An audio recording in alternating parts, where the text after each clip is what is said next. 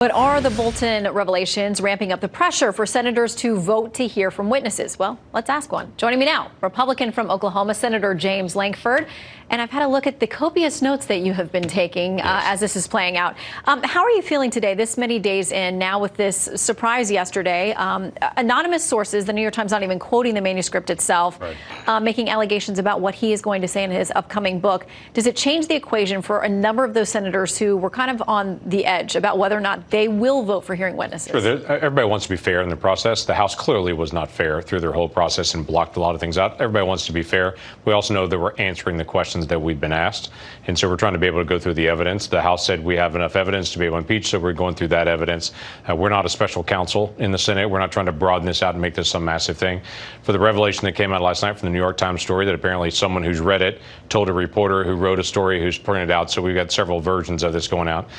For that person, I say two things. One is John Bolton's no shrinking violet. I mean, he's not afraid of the camera, and he's got very bold, strong opinions. Any microphone in America is open to John Bolton. If he wants to go start talking to somebody, be able to talk about it, everybody's welcome to be able to hear him. The second thing is we do need to be able to see that manuscript at some point. So there are ways that they can go ahead and just make that available to the senators, and so we get a chance to be able to see it and to be able to get that, to be able to know more about it rather than have that just hanging out there. But I don't think it's an unrealistic thing for us to say the White House got a copy of it. It's in a classified area because it's not finished with the classification review on it. All of us have classification on it. We should be able to read that and just be able to review it. So you're not asking for something that would be a Senate vote for more documents or witnesses. You're saying just to see it in its current format. That's correct. That's correct. We should be able to see it in the current format, be able to make a wise decision at that point. Okay, not surprising that the lead House manager, the House Intelligence Chairman, Adam Schiff, is saying, listen, there's no reason he can't come over here and testify. We need to hear. He obviously has information. Right. But Senator Mitt Romney, a Republican, is also saying the same thing. He's got relevant information, and it's been long thought. I mean, Senator Romney has suggested he would vote in favor of witnesses.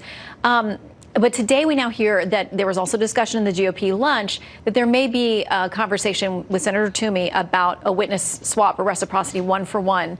How is that idea going over? Has it been discussed? Well, we've discussed witnesses. We've discussed process. We've discussed all this for 6-8 weeks. I mean, we started this in December when it looked like the House was going to actually do this crazy thing. We started talking about what would the process be like? How would we handle it? How would we manage the rules and such? So that today's conversation was nothing different. All of us determined a couple of weeks ago, let's do the Clinton rules. Let's make this as fair and as clean as we can, give both sides the opportunity to be able to speak for 24 hours, do 16 hours of questions. Then after that, make a decision about witnesses. And we're still in the same spot to say we want to be able to hear as much as we can. People are going to rise and fall. New York Times is going to drop a new story every day. If they've got this manuscript in some way or hear about it, every day they're going to drop a story. We should just expect it. We need to stay in the same spot, though, to go, we're not trying to break the rules, change the rules, anything else midway. We make a decision about this at the end. But let's get all the information out at this point. The White House did a pretty amazing job today being able to lay the case out, how this is not only not relevant in many of the issues, but it's also something that they've got a response to on many of the issues. Eugene Robinson writing over the Washington Post, the headline, "If John Bolton doesn't testify, it's a cover-up, not a trial," says this.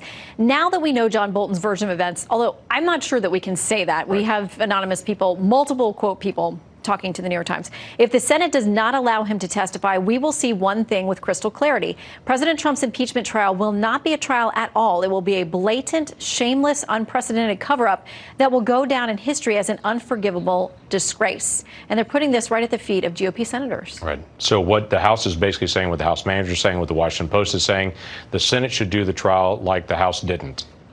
Because the House did not run a fair process. They didn't go through it. They didn't do their homework. They didn't do all the background. If they would have just gone through the full process, given judicial review to the president, which they should have done in the very first place, they could have answered all these questions I had done already. But they chose not to do that and said, we're going to now send that over to the House to be able to review it. We're trying to answer the question they sent us.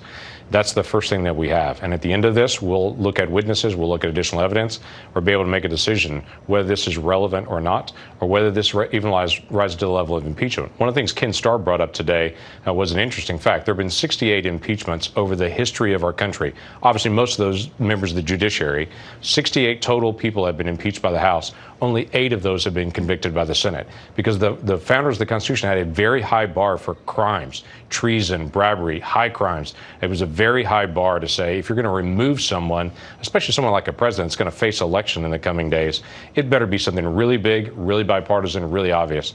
That's not what we have in front of us right now. We should be able to get information, as I mentioned. We should know what's in Bolton's book. That's a very reasonable thing to be able to get, be able to go through the process, though.